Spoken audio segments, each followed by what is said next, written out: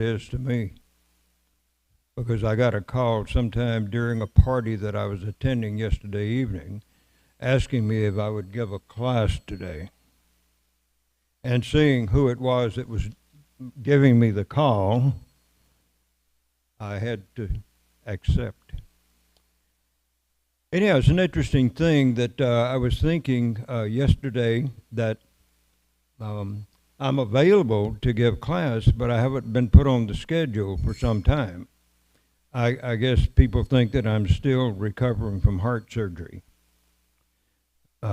But they weren't able to get the lead covering off the heart, and I don't know what to do about that. But anyhow, it's really, really good to be back here because just being here forces me to read what is coming up on the day of the class. Yovana, are you here? So anyhow, as is usual, I could not sleep very much last night. I don't know, partially in anticipation. It always scares me to be in front of a bunch of people trying to say something of any value. So around 2:45 this morning, I woke up and decided that I wasn't going back to sleep, so I got up and chanted some rounds and then began looking over the text as I usually do. Do we have another set of cartels? The string on this thing is designed for about a 5-year-old, I think. Got a pretty good sound, though. It's pretty nice. Thank you very much. Shall we sing Jai Radha Madhava? Everybody know that song? How many of you are here for the first or second time today? Anybody? Show me your hands. First time? Second time?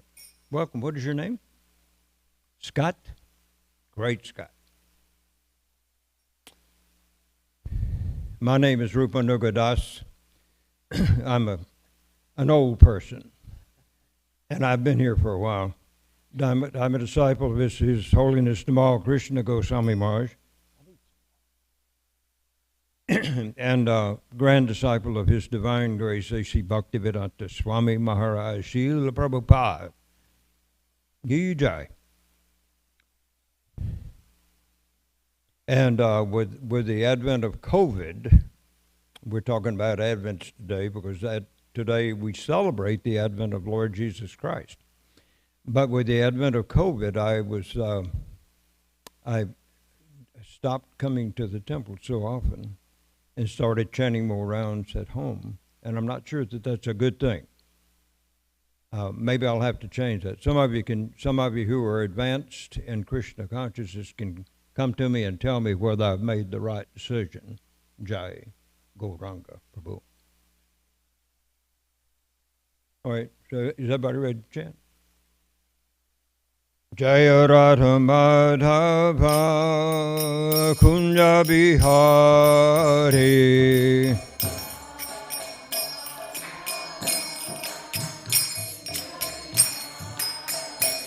Jaya Radha Madhava Kunja Bihari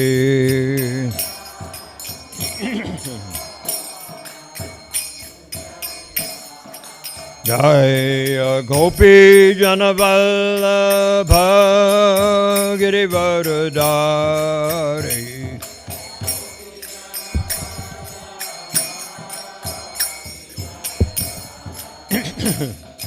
Gopi Janavallabha Girivardhari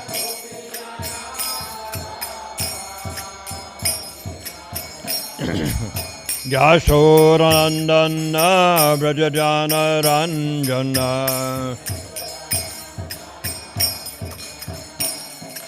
Yashodanandana Brajajana Ranjana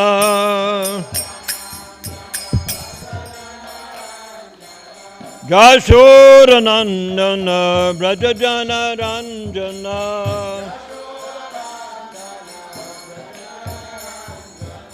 Yamuna Tira Vanachari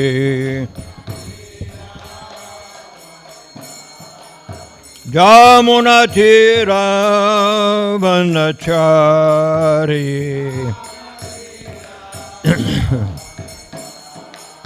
Jaya Radha Madhava Kunja Bihari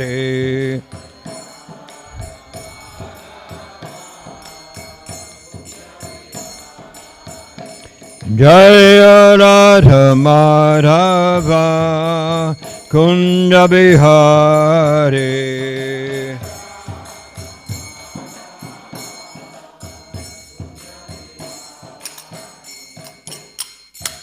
Nitai Gaura Premananda Hari Hari Bol. I'm going to say this again. Jayom Vishnu Pad Paramahamsa Parivrajaka Charja Asto Tarasata Sri Shrimad.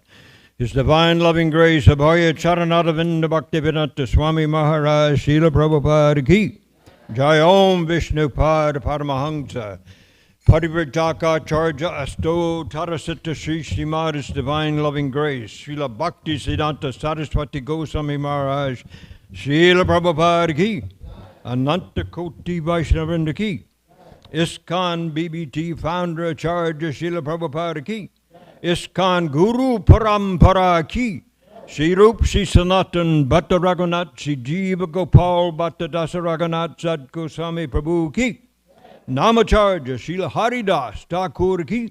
Prem Kaho Shri Krishna Chaitanya Prabhu Nityananda Shri Advaita Gadadhar Shri Vasari Gaura Bhaktarinda Ki. Shri Radha Krishna Gopa Gopinath Shamakun Radhakun Giri Govardhana Ki. Shri Vrindavan Dham Ki. Shri Mathura Dham Ki. Shri Mayapur Navadvip Dham Ki. Shri Jagannath Puri Dham Ki. Shri Radha Kalasanji Dham Ki. Ganga Devi Ki. Jamuna Mai Ki. Tulsi Devi Ki. Bhakti Devi Ki. Samaveda Bhakta Vrinda Ki. Briyat Madanga Transcendental Book and Prasadam Distribution Ki. Nitai Gaura Premananda. All glories to the assembled devotees. All glories to the assembled devotees. All glories to the assembled devotees. All glories, all glories. All glories to Sri Guru and Sri Gauranga. Namo Vishnupadaya Krishna Vastaya Bhutale Srimate Bhakti Vedanta Swaminiti Namare. Namaste Saraswati Deve Gaudabadi Pacharine Nevishesha Shunyavadi Vishwatadesh. Om Namo Bhagavate Vasudevaya. Om Namo Bhagavate Vasudevaya. Om Namo Bhagavate Vasudevaya. Narayanam Namaskritya Naram Chaiva Narottamam Devim Saraswatim Yasan Tato Jayam Odirayat Nasta Preshva Badreshu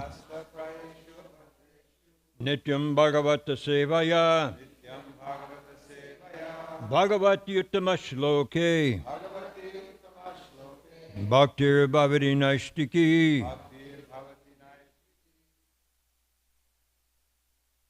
Mother Nrita Kishori has arrived. Alive.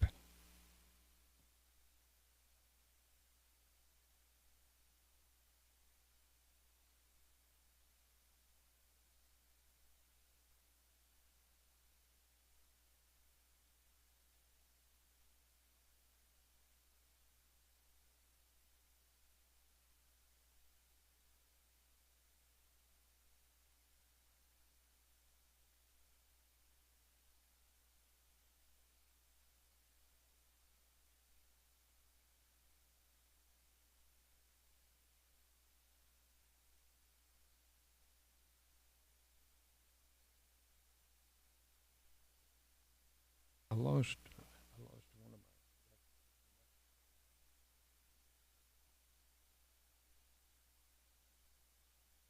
Everybody see the light board okay? Monitor?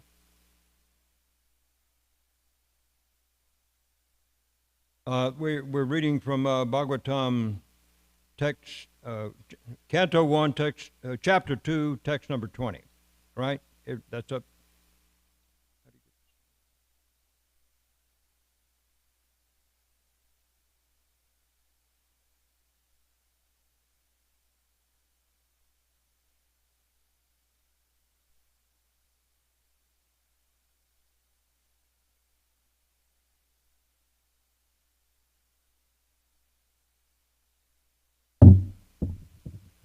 Let us begin by repeating this word for word. I will repeat. I will say the word, and you repeat it, please.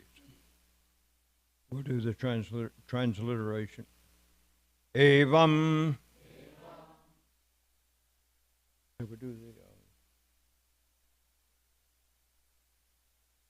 Let's do the English also. Evam. Thus. Prasanna. Enlivened. Manasa. Of the mind. Bhagavad Bhakti. The devotional service of the Lord. Yogata. By contact of. Bhagavat. Regarding the personality of Godhead. Tattva. Or we can pronounce it as a V, I suppose. Tattva. Knowledge. Vijnanam. Scientific. Mukta. Liberated. Sangasya. Of the association. Jayate. Becomes effective.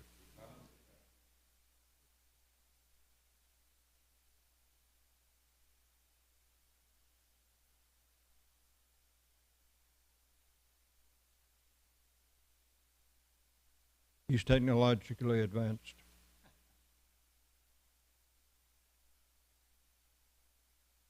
Now, evam prasana manaso Bhagavad Bhakti Yogata Bhagavad Tattva Vijnanam Mukta Sangasya Jayate. Do it once more. Evam prasana manaso Bhagavad Bhakti Yogita. I think I mispronounced that. Bhagavad Bhakti Yogata Bhagavad Tattva Vijnanam Mukta Sangasya Jayate.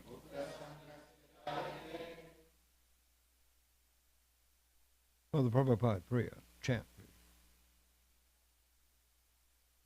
Evam prasthana manasa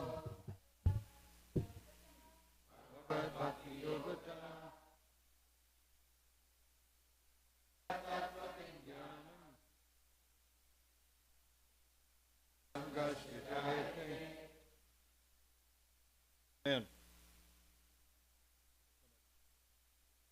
Evam prasthana manaso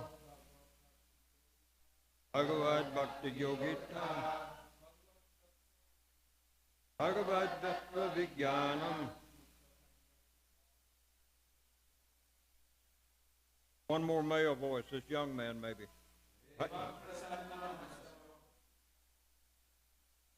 Bhagavad Bhakti Yogata Bhagavad Tattva Vijnanam. Ladies. Evam prasanam manaso Bhagavad Bhakti Yogata Bhagavad Tattva Vijnanam Sangasya Jayate.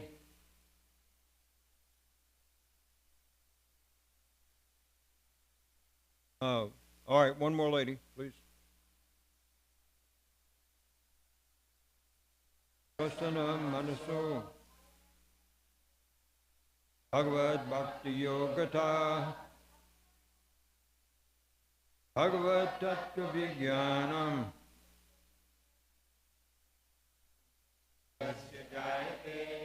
Translation by His Divine Grace A.C. Bhaktivedanta Swami Maharaj Srila Prabhupada Ki Jai.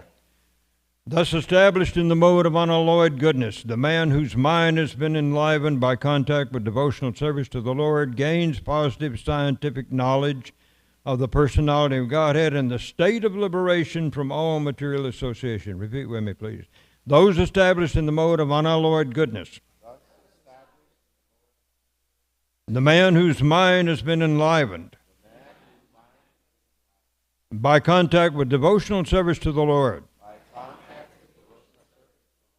gains positive scientific knowledge of the personality of Godhead in the stage of liberation from all material association.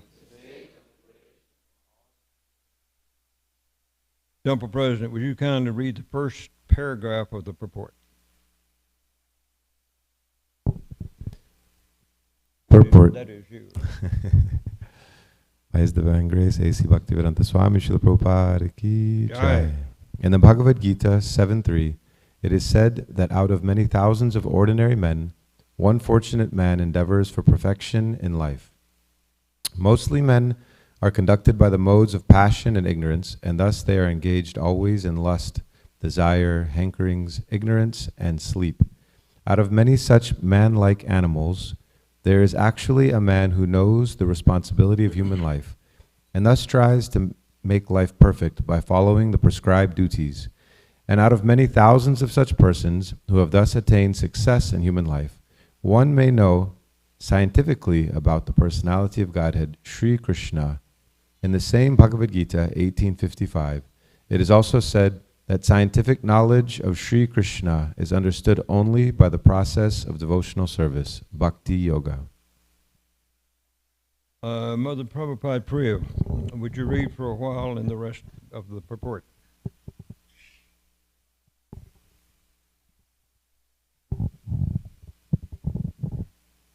The very same thing is confirmed herein in the above words. No ordinary man, or even one who has attained success in human life, can know scientifically or perfectly the personality of Godhead. Perfection of human life is attained when one can understand that he is not the product of matter, but is in fact spirit. As soon as one understands that he has nothing to do with matter, he at once ceases his material hankerings and becomes enlivened as a spiritual being. This attainment of success is possible when one is above the modes of passion and ignorance. Or in other words, when one is actually a Brahmana by qualification. A Brahmana is a symbol of sattva guna, or the mode of goodness. And others who are not in the mode of goodness are either Kshatriyas, Vaishyas, Shudras, or less than the Shudras. The Brahminical stage is the highest stage of human life because of its good qualities. So one cannot be a devotee unless one at least qualifies as a Brahmana.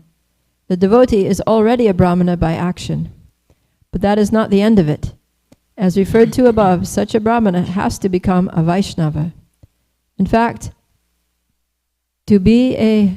Hold on. Wait.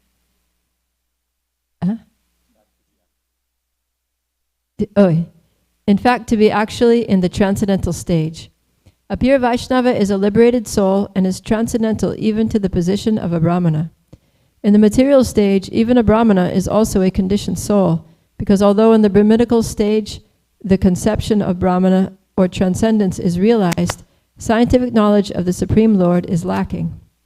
One has to surpass the Brahminical stage and reach the Vasudeva stage to understand the personality of Godhead Krishna. The science of the personality of Godhead is a subject matter for study by the postgraduate students in the spiritual line. Foolish men or men with a poor fund of knowledge do not understand the Supreme Lord, and they interpret Krishna according to their respective whims. The fact is, however, that one cannot understand the science of the personality of Godhead unless one is freed from the contamination of the material modes, even up to the stage of a Brahmana. When a qualified Brahmana factually becomes a Vaishnava, in the enlivened state of liberation, he can know what is actually the personality of Godhead.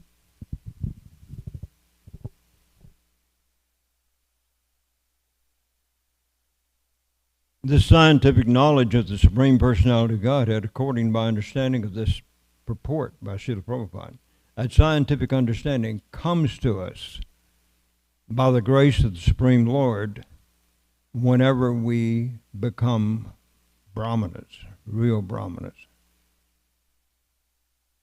In other words, I take it from this that it is not necessary, even though it may be desirable, not necessary that one educate oneself in the scientific knowledge of the Supreme Lord.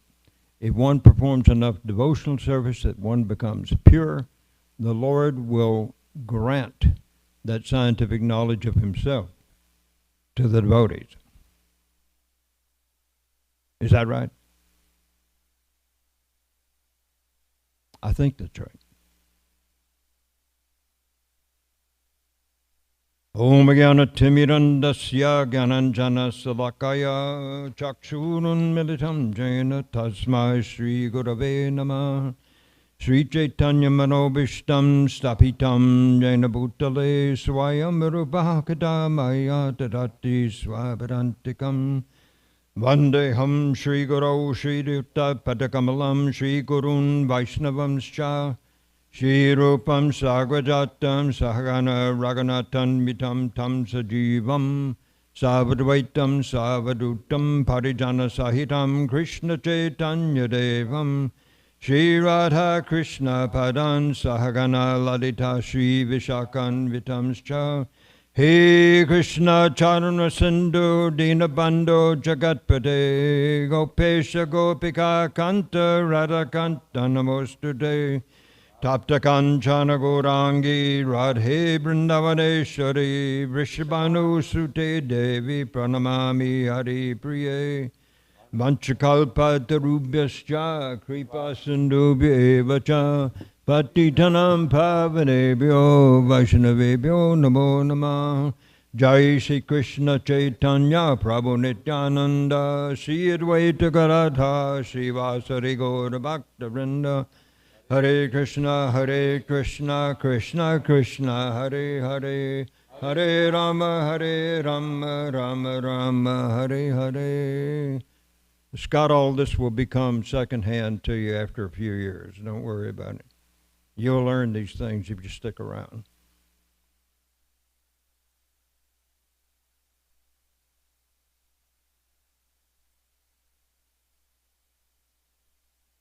Let's go over to 1855 in the Bhagavad Gita. And this young man right here, I want to hear him read, but he's not paying attention to me. Oh, there you are. Go to 1855, chapter 18, text 55. You got it?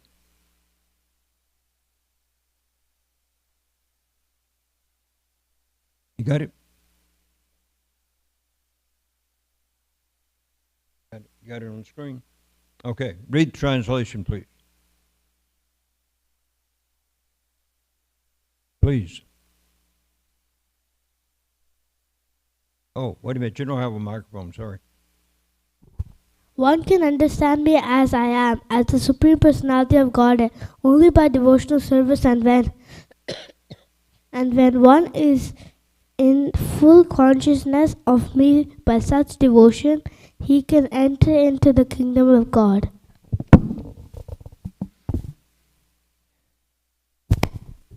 Notice that first line. One can understand me as I am, as the Supreme Personality of Godhead, only by devotional service. In other words, it doesn't matter how much you study, although studying, we do recommend studying the literatures. But still, the Lord is saying right here, just studying alone won't get you there. You got to perform devotional service to get there. And then when one is in full consciousness of me by such devotion, he can enter into the kingdom of God. And from what we have heard about people's experiences with Srila Prabhupada quite often demonstrated that by performing devotional service, one can enter into the kingdom of God, because he did so. As a matter of fact, when he was asked one time by a reporter, something about how do you do this translating and writing purports, And he said that, what did he say?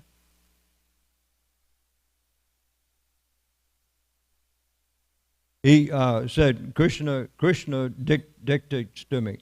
And one of Prabhupada's disciples was there present with Prabhupada and the reporter.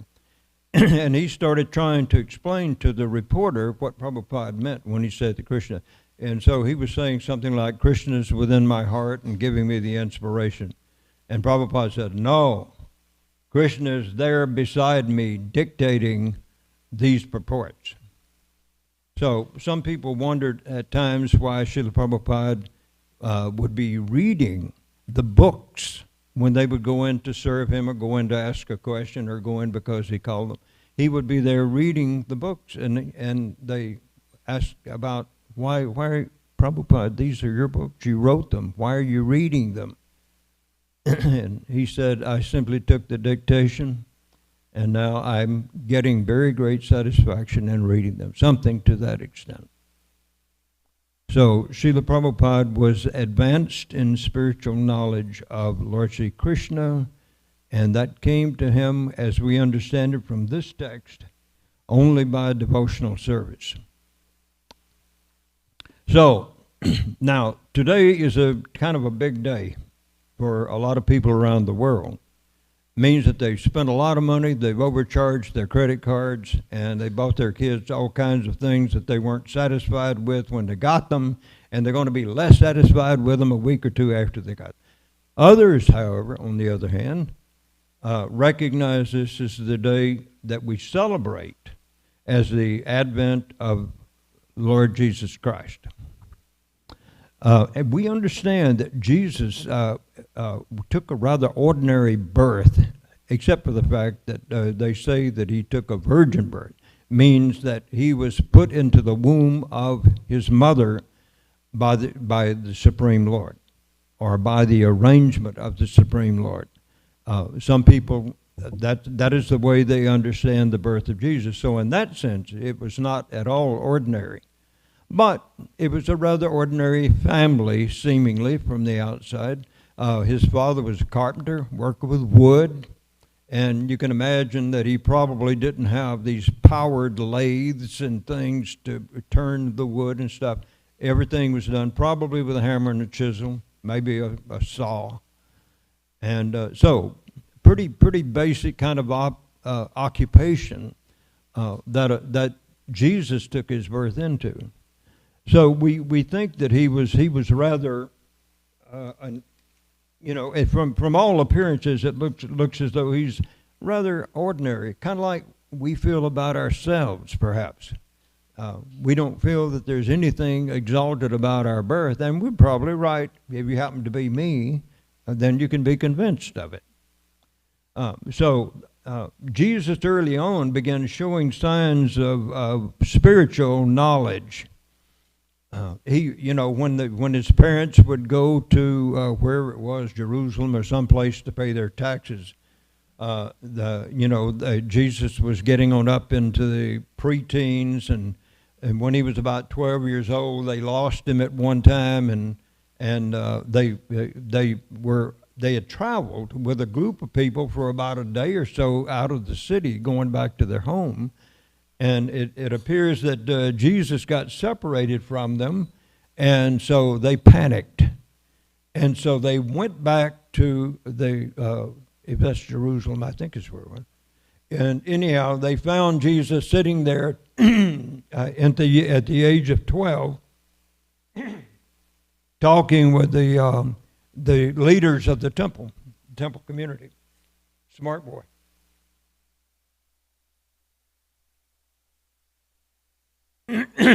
We have young people in our community that can do that.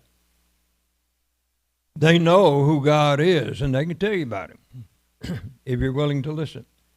And they're fully capable of having a discussion with an older person, an adult.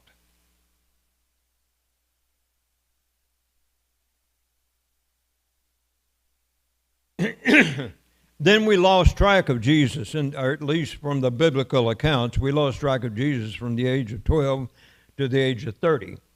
How many years is that? 18, right.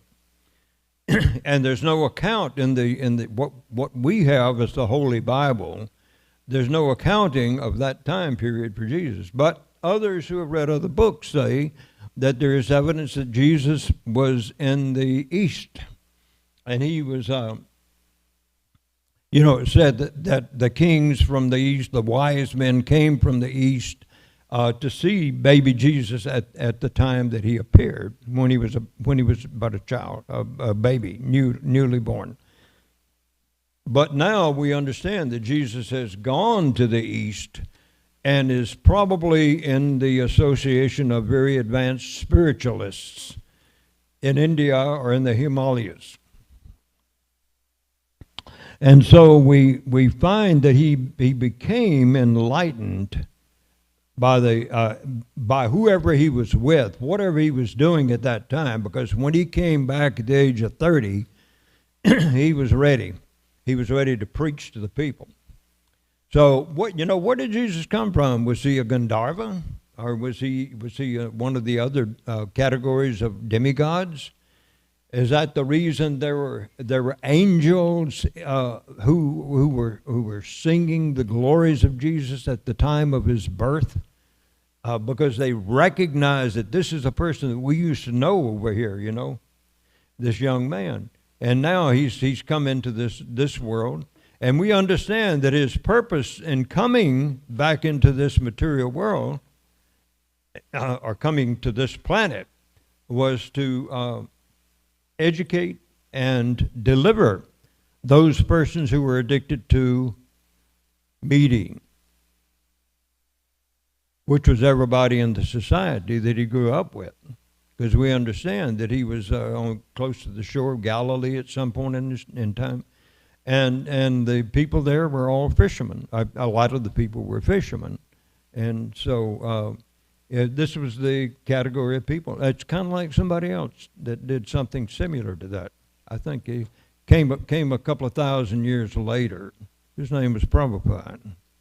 He came to the Western countries to deliver those of us who were not only meat eaters, but intoxication users, gamblers, and those who participated in illicit sexual activity. And so Jesus, he was preaching to seemingly ordinary persons, those persons who were eventually to become his followers, his closest associates. Then they were just rather ordinary people. But he told them at one point, and this is written in the Bible, that he said to them that many things you will do that exceed what I have done. In other words, he was saying that I can empower you to do these things, even though you didn't come from where I came from. But still, I can empower you to do that. What we would say was, he was telling them, I'm your spiritual master.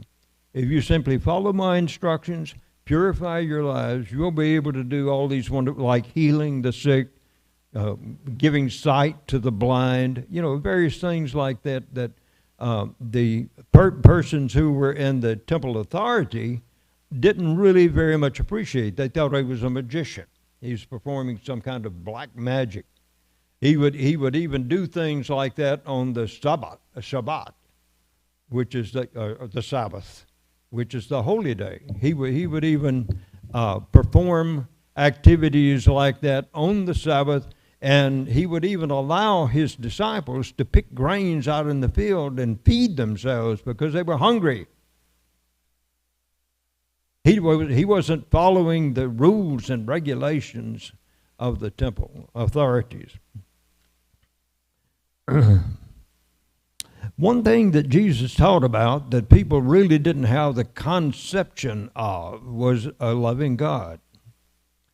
If you read in the Old Testament of the Bible, many of us who have grown up in the Judeo-Christian faith, and in Mohammedan also, I think, they respect the Old Testament of the Bible. They see that God was a very strict person.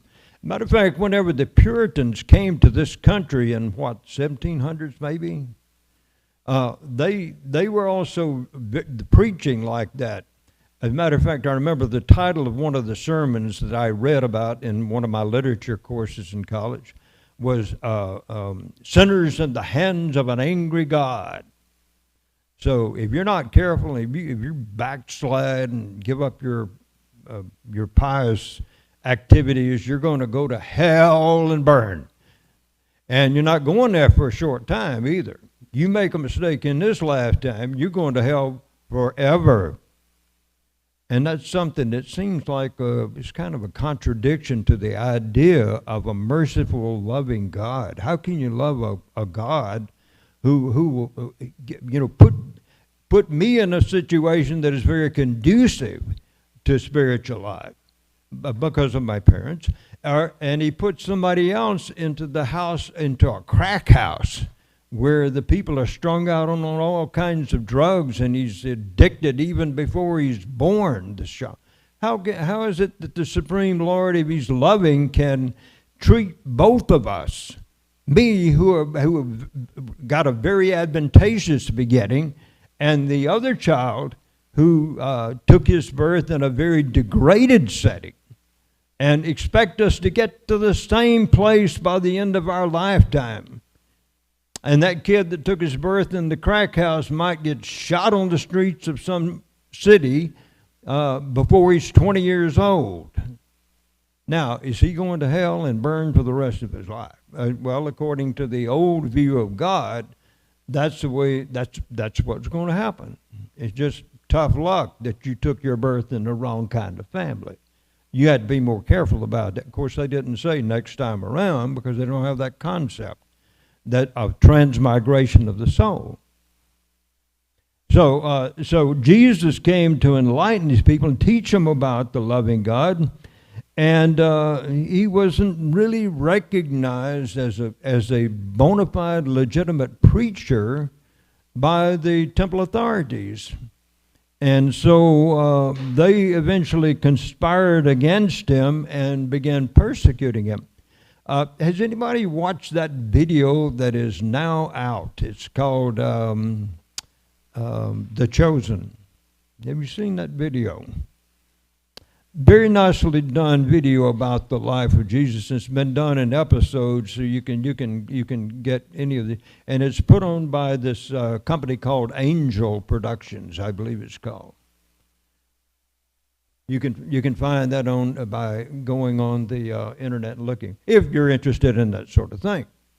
Of course, it's all more of the fabrication of persons according to their imaginations. A lot of it is.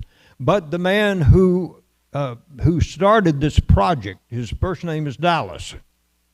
And he, according to the other side videos that they show, he was able to talk to priests from the different churches, Catholic Church.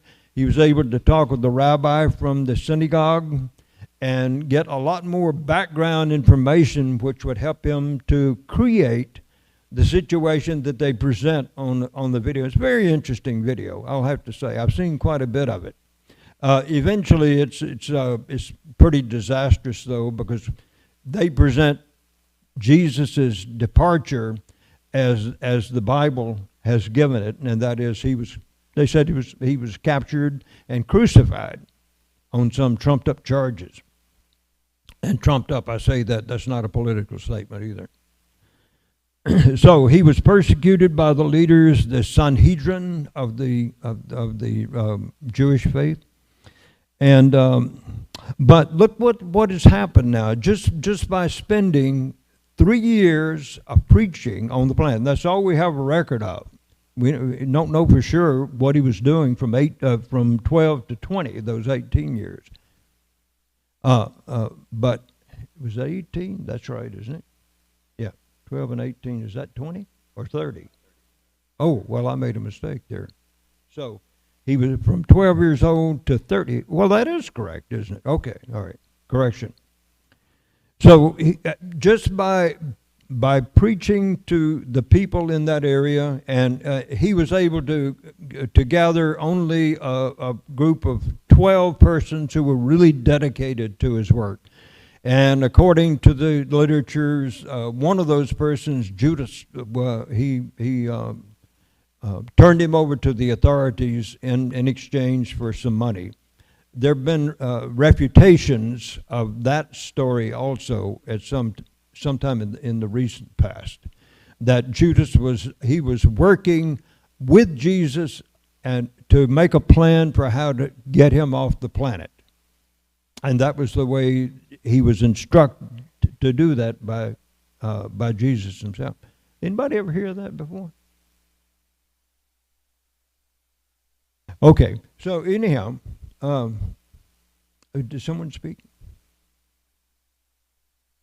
So anyhow, this is the person Jesus, and because he was absolutely sold out to his Father, who was a separate personality, who isn't really identified as a person by the Judeo-Christian literatures.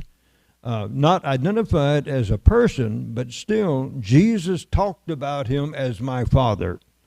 And, you know, I had a Methodist preacher tell me many years ago that some people describe God as an oblong purple cloud. So I'm not sure they have a conception of God as having a personality, even though Jesus says, "This is my Father." So we can see that Krishna is particularly empowering a person like that, who came from what seemed to be a rather ordinary household background, and he's giving him the inspiration, giving him the knowledge to preach all over his part of the world. And since that time, now whether you consider it myth or not, a lot of people consider it to be very much factual. And they because of Jesus's adhering to the instructions of his Father, then he became known after his departure from the planet as a very, very exalted spiritualist. As a matter of fact, for most people in this world who consider themselves to be Christian, he was the only person who was completely freed from sin. He was the only really good person who had ever come into the world. And therefore, they claimed that he was the manifestation of the Supreme Lord, taking the form of a fleshly human being like you and I have, or that we think we are. So this is Jesus. And therefore, he is still admired and loved and revered even today, 2,000 years after this occurred. Now, Srila Prabhupada, well, let's go on. Empowerment, Krishna can empower those persons who are not so good-hearted as Jesus. Personalities such as we had during this last century, the preceding century, the Hitlers, Stalins, Mussolinis, Franco.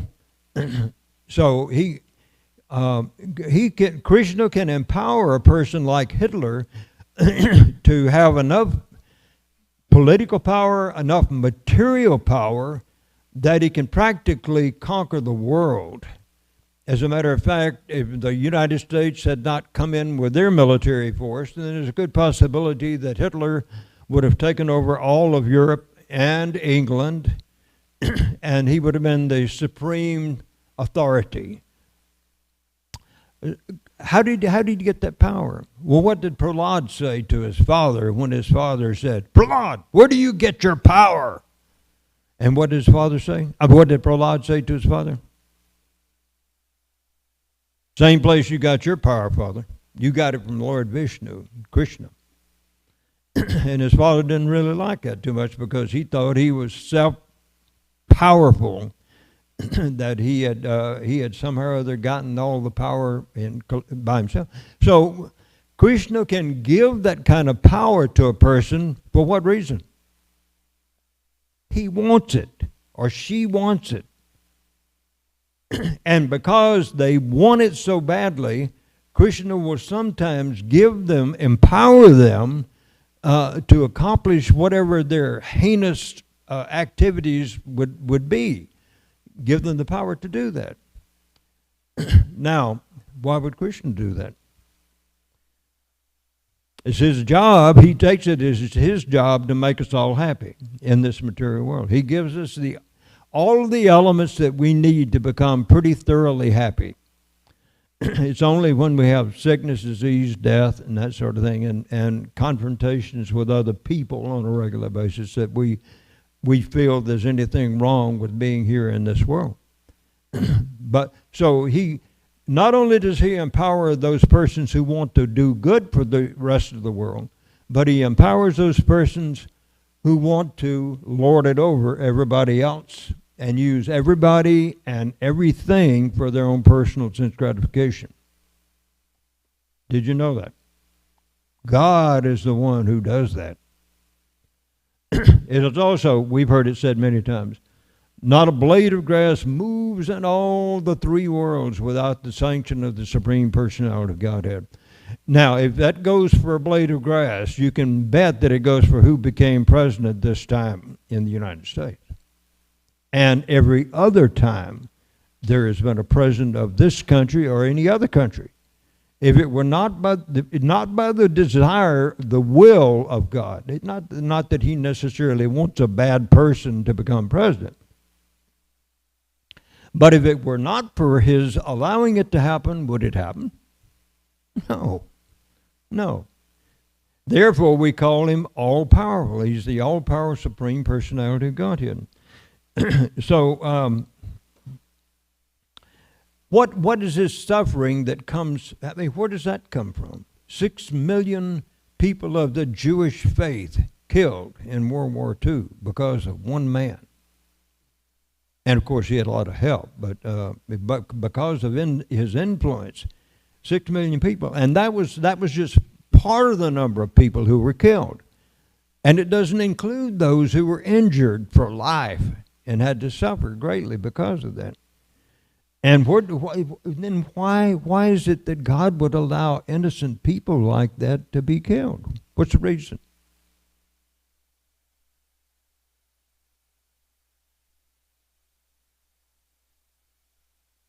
Karma means they're getting the reaction. Can anyone kill someone who is not permitted to be killed by God? No. So in every aspect of our lives, Krishna is in control. Even the time of our death and the means by which we give up these bodies is all under his control. And if 6, 8, 10 million people die in one world war, how many soldiers gave up their lives in the Battle of Kurukshetra? Anybody know?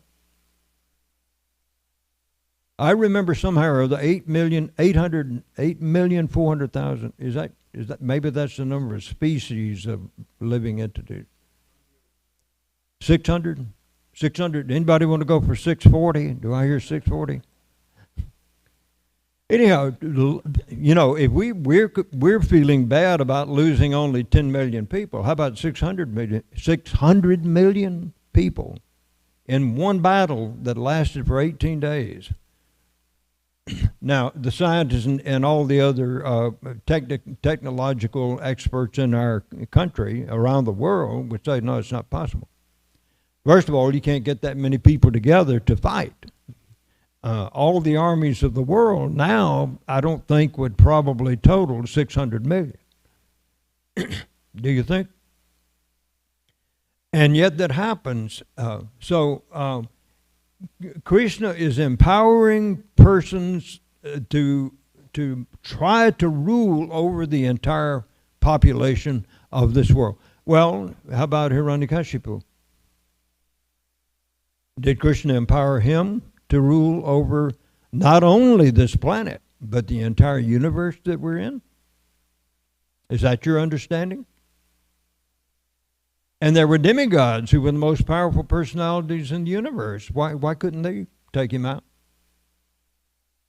Because he was empowered by Krishna to take them out. He was more powerful. Now, why does he allow that to happen to the demigods? We understand the demigods to be the faithful followers of the Supreme Lord. Why would he put them into such an awkward position that they have to go running to Lord Brahma and say, help, Daddy. We got problems here. These demons, I don't know where they're getting their power from, but somehow or other we can't even King Indra, So this is the result of the Supreme Lord permitting something to happen. And we can imagine that there was an ulterior motive for all those demigods who were being kicked around. What do you suppose? They forget who the boss is. They all know that Krishna is the supreme Lord. But Krishna can allow them to be put into some pretty bad circumstances. Why? Because he wants them to go to Lord Brahma. He wants Lord Brahma to bring them to the shore of the ocean of milk on, what is that planet called? Svetadweep. The pole star. Who's in control there? Dhruva? Correct? So Krishna wants them to come. In other words, they've gotten a little bit puffed up. And from time to time, Indra does that, and some of the other demigods do that too. Even Gandharvas can get into fights with human beings on this planet and kill them because they're envious. Satyavati had a son who was killed. You remember that? Remember that story in the Mahabharata? Yeah, one of her two sons was killed by a demigod who had, Gandharva, who had the same name that he had, and yet this human being who had that name was so powerful, Satyavati. Her son was so powerful that he could conquer practically anybody on the planet. And this Gandharva decided to take him out. So he did. But then a lot of other things happened. We wonder, why would that happen to a person who is born into a really good family like that and who is really powerful? Why does Krishna allow that to happen? Well, he had something else going on that he wanted to set up, like the Battle of Kurukshetra. It took a lot of doing to get that done. Speaking of Battle of Kurukshetra, there's Jarasandha. Everybody know Jarasandha? All right, Jarasandha if you must. But I call him Jarasandha. His body was born in two pieces, put together by the witch name as Jara, and therefore he became known as Jarasandha. Anyhow, Krishna Jarasandha brought forces against Krishna, I think while all this time that Krishna was in Mathura. And so Jarasandha, he'd get defeated, but Krishna wouldn't kill him. And so the question was asked, well, Krishna, why didn't you kill Jarasandha? He was here. You could have killed him as easily as you killed his entire army. And Krishna said, no, all these persons that he's bringing have to get off the planet. I have to get them off the planet. The earth is burdened by too many military phalanxes. And so Jarasandha then would get together another army, bring them up, and Krishna would wipe them out. But Jarasandha he would let go. And eventually, I think the 18th time that changed. Ultimately, then Krishna and Balaram, Krishna and Bhima and Arjuna went together disguised as Brahmins to ask a favor of Jarasandha. And what was the favor that they asked? Would you please fight with us? And then they revealed their real identity, and Jarasandha had reasons that he would not fight with Arjuna or with Krishna. I think Arjuna was younger, and so he wouldn't fight with Arjuna. He wouldn't fight with Krishna because Krishna was a cowherd boy. He was not a Kshatriya. He wouldn't fight with him. But Bhima saying, yeah, let's get it on. So how many days, I've forgotten how many days, a month or so, they would go out and fight during the day, and then they neither could conquer the other. And then finally, Krishna gave a hint to Bhimasena how he could kill Jarasandha. And he took a twig and broke it apart, and so Bhima understood that what I have to do, I have to split this Jarasandha apart into two pieces, and that will kill him. And that's the way he was killed. So Krishna, he can empower anyone to do anything, even if the person is the most heinous character and want to cause difficulty for everybody. So he sends a person like Prabhupada, and he empowers Prabhupada not to raise a military force and conquer the world and force everybody by fear of death to take to Krishna consciousness. And Prabhupada is able to do this. Prabhupada, he admitted himself into what seemed like a rather ordinary family, and his pastimes, according to the books that we have on Prabhupada, he seemed to be kind of like this microphone. No, Prabhupada was anyhow.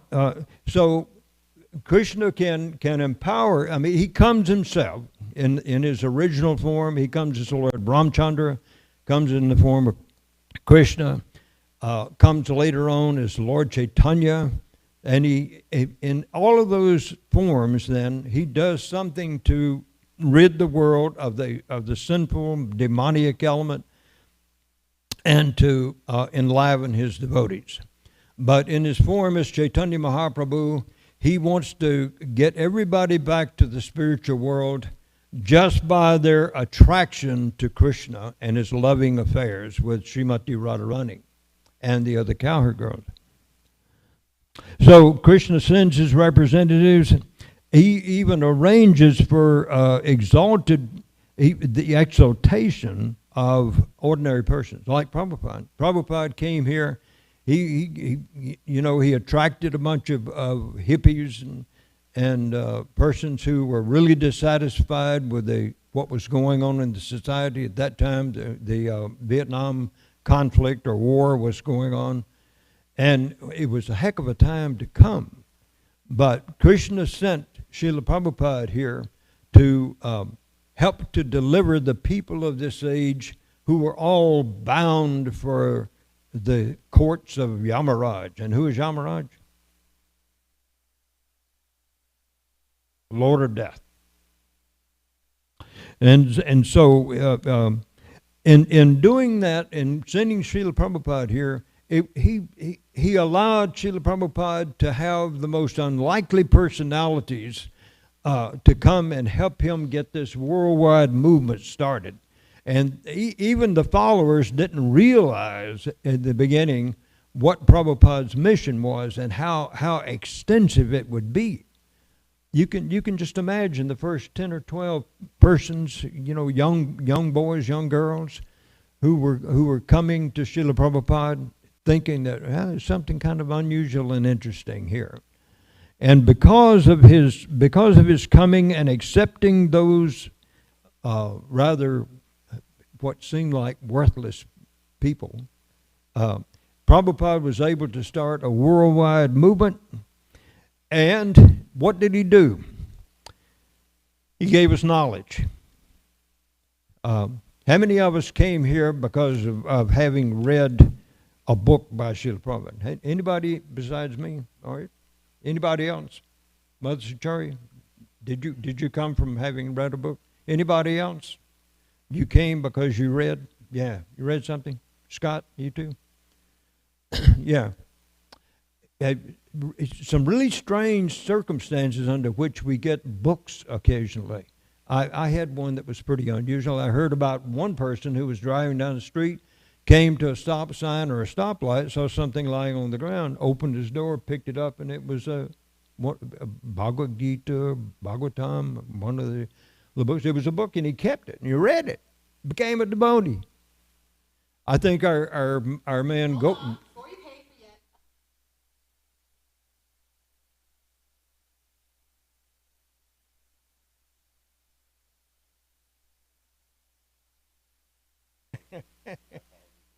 That was an interesting interim.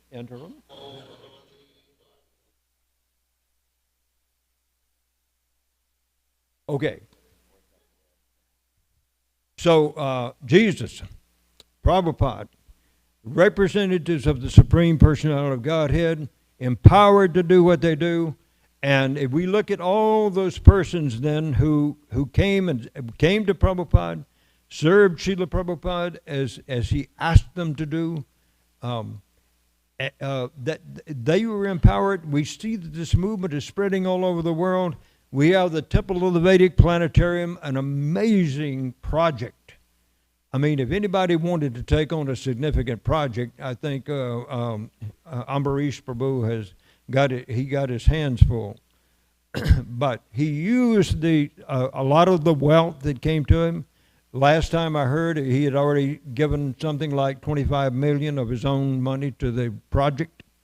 And as I also heard, the project is going to wind up costing about 200 million. Anybody hear differently? So this kind of thing does not happen by people who are not empowered. There has to be something outside ourselves that drives us to take up this project. Just like those who have come and joined this community, there was something that was attracting you to come and into this community and to see what other devotees were doing and actually take an active part, either by going on the altar and doing something directly for the Supreme Personality of Godhead, or doing something that is somewhat removed from the temple, like Radhanath Prabhu is. He's got this 40-acre piece of land over in Terrell, and he's been raising cows and milking one as long as the milk was there, and having us bring it to the temple. Everybody has got some part to play. Even to build this parking lot behind the temple here was an amazing feat. And people who might not have, I don't know whether they have done any direct deity worship, but look at what they did accomplish. And so it is possible then for people to be empowered by the Supreme Lord, either to cause international devastation or a revival in, I should say, in the memory of other people, to help them understand where they have come from and why they're here and what they're supposed to be doing. And that's what the representatives of the Supreme Lord are facilitating for us. Those of us who have come under the influence of the literatures or under the disciples, under the influence of the disciples of Srila Prabhupada. Anyhow, something has brought us here, and this is part of Krishna's giving us an opportunity to finalize our performance on this planet and to get the heck out of here and go back to the spiritual world when we wrap it up. Anybody ready for that? Hare Krishna. Do we have time for any questions?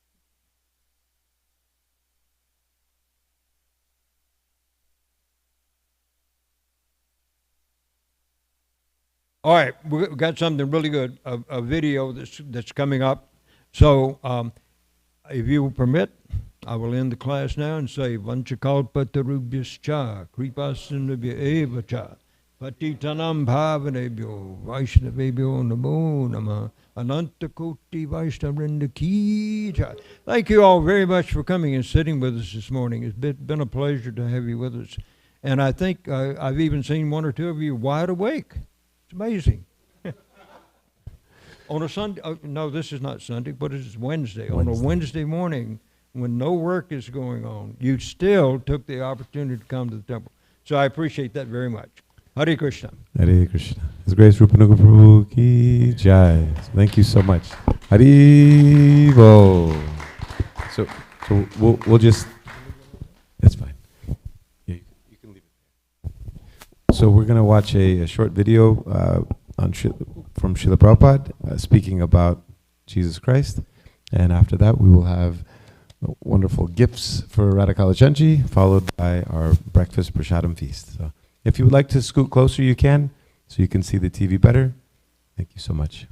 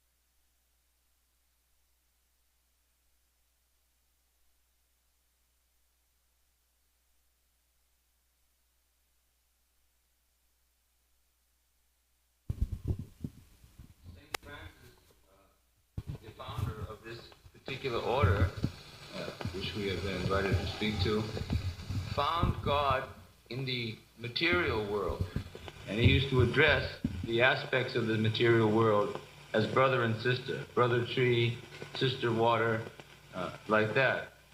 What is your view upon this? The real God consciousness.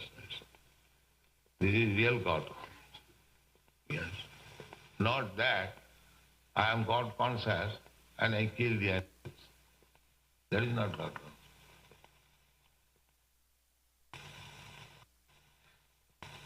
To accept the trees, plants, lower animals, insignificant ants, even as brother. Sama sarve suddhi. So, this is explained in the Bhagavad Gita. Brahma bhuto prasannatma, na sochati, na kankati, sama sarvesu bhutesu. Sama means equal. To all living entities. To see the spirit soul, anyone, it doesn't matter. Either he is man, or cat, or dog, or tree, or ant, or insect, or big man. They are all parts and parcel of God. They are simply dressed differently.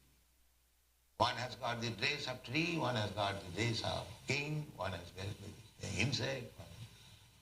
That is also explained in the Bhagavad Gita. Pandita samadarshana. One who is pandit, learned, his and is equal. So, if St. Francis was thinking like that, there is higher standard of spiritual understanding.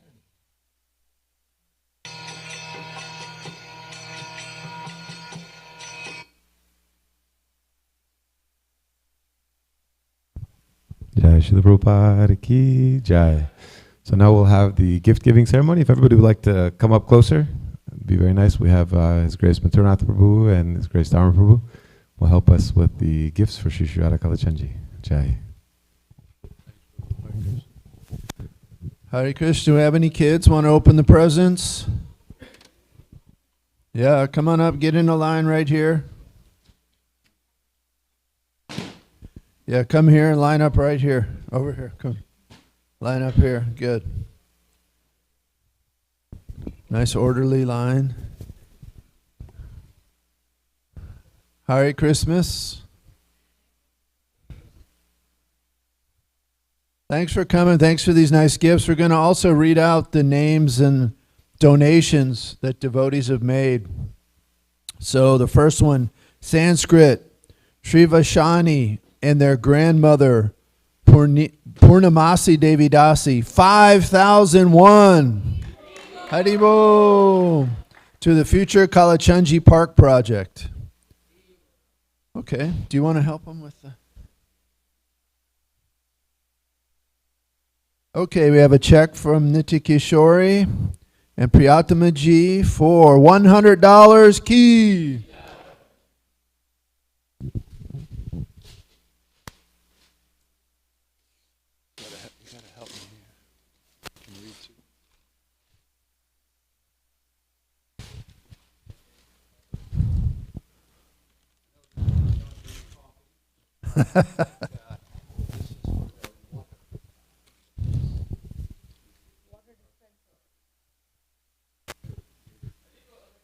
Closer to your mouth. Hold it up.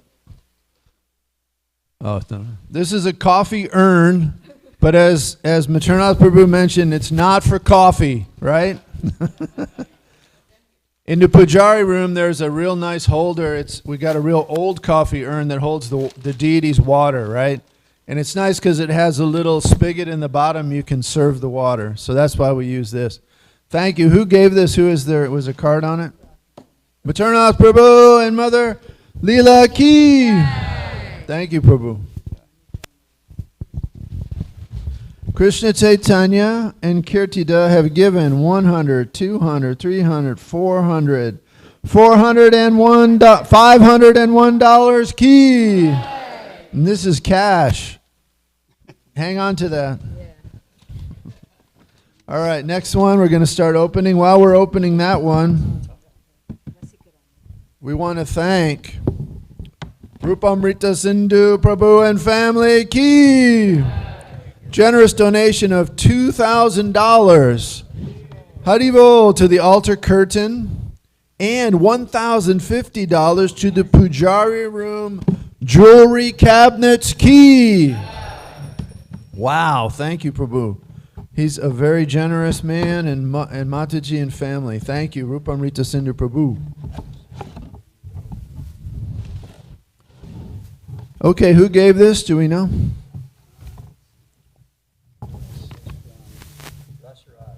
From Rasaraj Prabhu and family Ki. Rasaraj Rasikeli. Very generous family. Do so much service. Thank you. Oh, it's a beautiful pot. Beautiful. For a very, very expensive non-stick Exclade pan. Cooking. Non-stick will never go. Cooking pan Ki. All right, we're going to open up another one. Be careful with the scissors. Okay, here's another one. While we're opening. Wait, she already did one. Next person up. Next person up. Now we got to have the next. She already opened one. It's one opening each. Okay. Hare Krishna.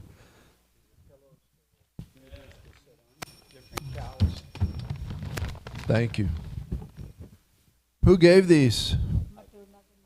Maternath and Leela Ki.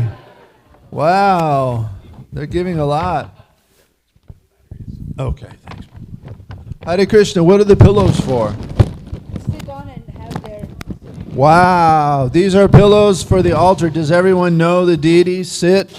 And then their trays are set out and they'll sit on these pillows. Are you going to get the old pillows, Prabhu? No, I'm joking. Last time I gave me pillows and peacocks. Wow.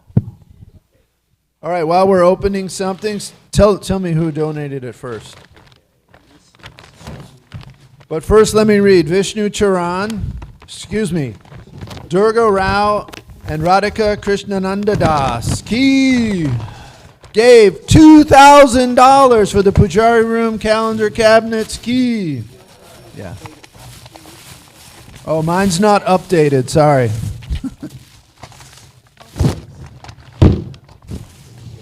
Thank you. Okay, we don't have a young devotee just brought it up. Who brought this up? Oh, thank you. We have some beautiful trays. These are used in the deity worship. We have lots of trays back there. We always need trays and bowls, metal trays and bowls. Key.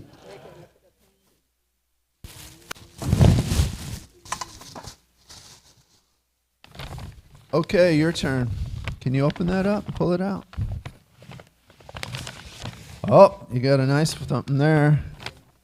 You can open this one. You can unwrap that one. And I'm sorry, there's no tag on it. We don't know who gave this. Is there any tag on it? Oh, got some fruits in there. Oh, Olive oil. Mother Padmavati Ki. Some beautiful oranges for the deities. And some nice, is that olive oil? Some nice olive oil. Jai. I think she's out of town. No, she's in town again. Okay, good. Well, this doesn't need to be unwrapped. But do you all know what it is? It's from Sachi Sutta Ki. It is a Hamilton Beach food processor. 10 cup capacity key. Thank you. Okay, did you open one yet? Come around. Come around. You get to open this one. They're all the same. Just open one? Oh, thank you, Prabhu. Okay, we can open this one up. This is from Mother Savitri and Hanta Dutta Prabhu. Okay. No, I think it's her turn.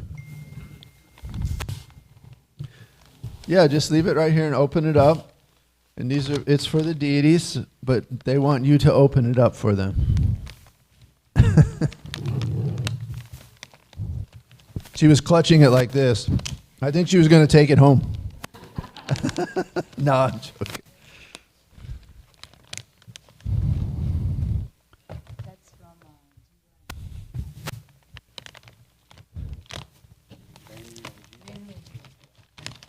Okay. Keep going, keep going. Just rip it open.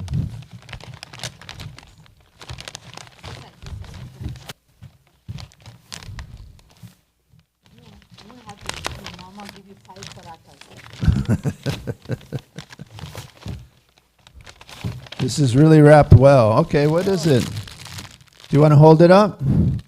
It looks like a tiara crown for the deities, maybe? And how much money's in there? Can you see?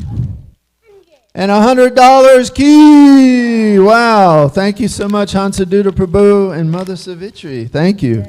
That's beautiful.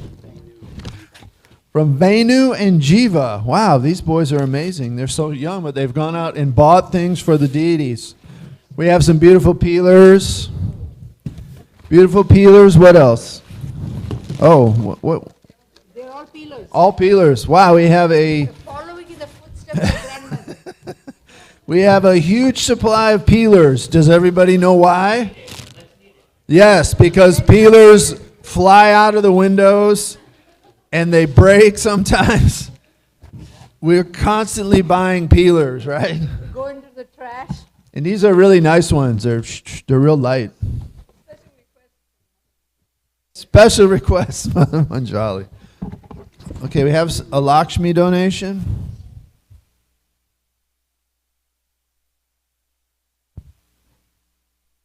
Aradia and Gaurang Ki. Do you want to see how much? 200 and some change. 200 and change. Thank you very much. That's very nice. Generous donation. This is not connected with this. From Rasika Rani for Srila Prabhupada Vyasa-san, $201 key. Thank you. Maybe cash. Okay, this is on behalf of His Holiness Radhanath Swami Maharaj ki. There's another hexalade.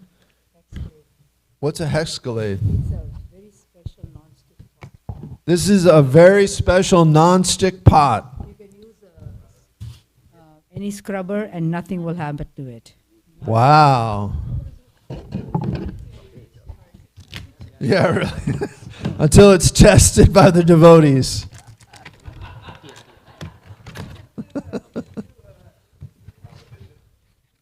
Wow. Do you want to hold up some of these? Yeah, the Hare Krishna can be the equipment tester. Oh, it's the top. Lids. These are packed in beautiful bags. They're so opulent. Hex clad, wow. These are very expensive, and I'm guessing that Rasaraj Prabhu and family. Yeah. Do we know who donated? Rasaraj, yes. Wonderful pots for Radharani's kitchen. These are very, very beautiful pots. Thank you, Rasaraj Prabhu, Rasakeli, Radhika Rani Ki. Well, we wouldn't be here if it wasn't for all of y'all. All the devotees contribute so much. And the temple's always grateful for that. The deities, I mean, just look at them. They're always beaming.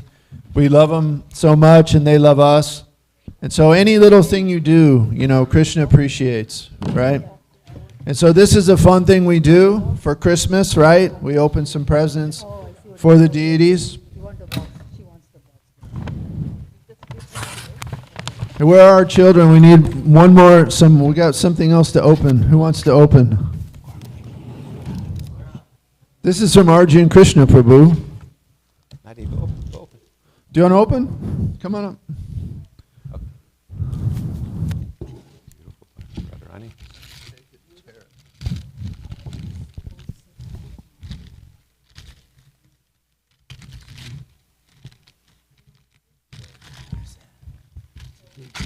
It's a big jar of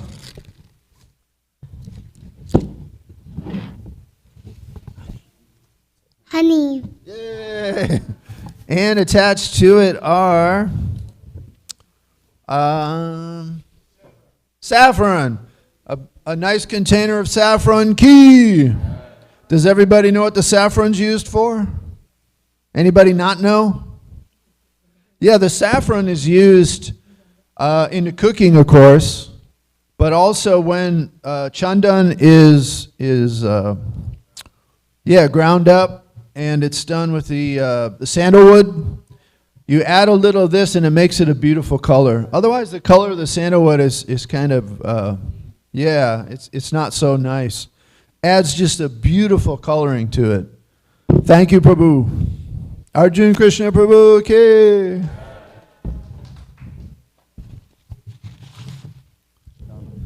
Oh, we have a really special gift here. Do we know who it's from?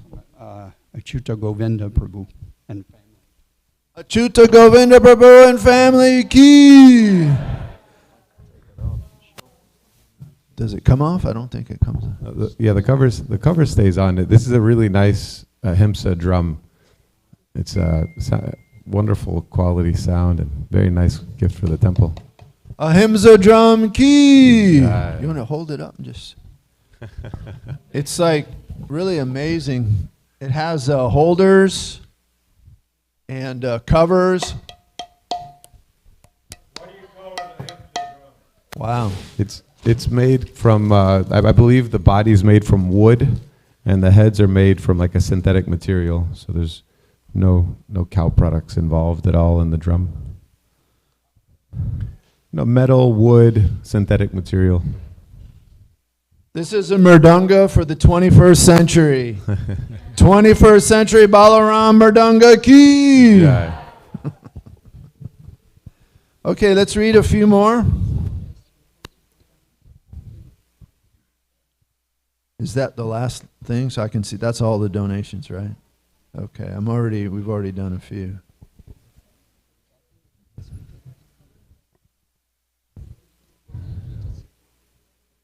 Okay, on the list of donors, Vishnu Charan Das gave $2,000 key. Oh, that's $600 for altar curtain key.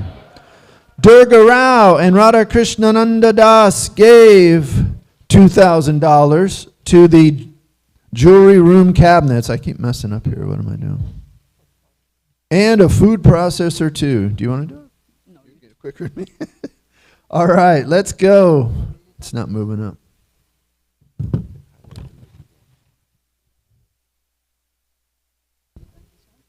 We're at Atul and Ritika Vora Key. $500 for altar curtain. Thank you very much. Murli Dharan Govinda Dasi, Murli Dhara Govinda Das, $200 for altar curtain, $200 for Vyasasana upholstery, $100 for Radharani's kitchen for a grand total of 501 key. Anonymous, $301 for Radharani's kitchen. Thank you, Anonymous. Rama Murthy Kota and family, $200 for altar curtain, $101 for Vyasasana upholstery key. Ajinkya Ambike, $251 for Pujari room jewelry cabinets key. Shikshastika Devi Dasi, $200 for Vyasasana upholstery key. Tulsi Saki Devi Dasi and Jai Gauranga Das, $200 for Christmas wish list key. Vaishnava Sevaka Das, $200 for Christmas wish list key. Anonymous, $200 for altar curtain. Thank you. Yash Ananda, $200 for altar curtain key. Ananta Ram Das and family, $200 for altar curtain key. Divyanam Das and family, $200 altar curtain key. Anaya Gaurangi, $200 for altar curtain key. Ananta Gopal Das, $201 for Vyasasana upholstery key. Sri Shubhas Purturi, $201 for Vyasasana upholstery key. Srinath Krishna Das and family, $201 for Vyasasana upholstery key. Jayanti Devi Dasi and our own Santa Claus Rupa Nuga Prabhu who gave class today, key. $200 for Vyasasana upholstery. Sham Keshava Das and family, $201 for Vyasasana upholstery key. Shankaranya Das, Devi Radha Devi, and Neela Madhava Prabhu, $200 to altar curtain key. Sudish and Padmashaki Devi Dasi, $201 for Radharani's kitchen key. Mishra Bhagavan Prabhu, $108 to the Christmas wish list key. He also gave saffron and honey. Mishra Bhagavan Prabhu also donated saffron and honey as well. He always does that every year, saffron and honey for Mishra Bhagavan. Has he gone back to India? Has he flown out yet? Denver, but he'll be back. He's in Denver, okay. Vaidehi Survashanshi, $108 to Radharani's kitchen key. Gopanandini Devi Dasi and family, $108 to Vyasasana upholstery key. Kamal Gopika Devi Dasi, $100 to Christmas wish list key. So I don't want to say Christmas, I want to say Christmas. Krishnamastami. Supraja Prasad, $50 to Christmas wish list key. Suptenda Banerjee, food processor and knife key. Radha Krishna, food processor and knife, and 160 pounds of rice and grains for the deities key. And that is it for the list. One more. Priti Patel and family, $500 key. And that's going to go to the deity room cabinets for the jewelry. Does everybody know the old cabinets we have with the jewelry? They used to be like plat maps, like surveyor maps, and so they're real thin. They hold the jewelry, but they're really old. They were donated by Dhananjaya Prabhu. He's a surveyor, 30 years ago, right? Long time. And so they're a little wonky getting some of them out, right? So they're gonna get new, nice drawers for the deity's jewelry. So thanks again. Is there anything else we need to say? Thank you all for your generosity. Thanks for coming. This is your temple. Come often, come a lot. Be involved. We need you. You need us. We need you. And we want to thank our temple president, the Shingarupa Prabhu Ki. Hare Krishna. Thank you so much, Dharma Prabhu, and Maturnath Prabhu, and to all of you wonderful devotees for your kind gifts and generosity. And just as Dharma Prabhu was talking, I was thinking of, this time of year, we have Thanksgiving and Christmas, and in the West, these are big holidays for us, and we celebrate gratitude and our appreciation. So I just think we can never express our gratitude enough to Srila Prabhupada, who brought Krishna consciousness to the Western world. And this temple wouldn't be here if it wasn't for Srila Prabhupada. He installed Sri Sri Radha Kalachandji and has given us so much. And my sincere gratitude to all of you for everything you do to make our community so wonderful. We have this beautiful temple room, we have the most beautiful deities, wonderful philosophy and process.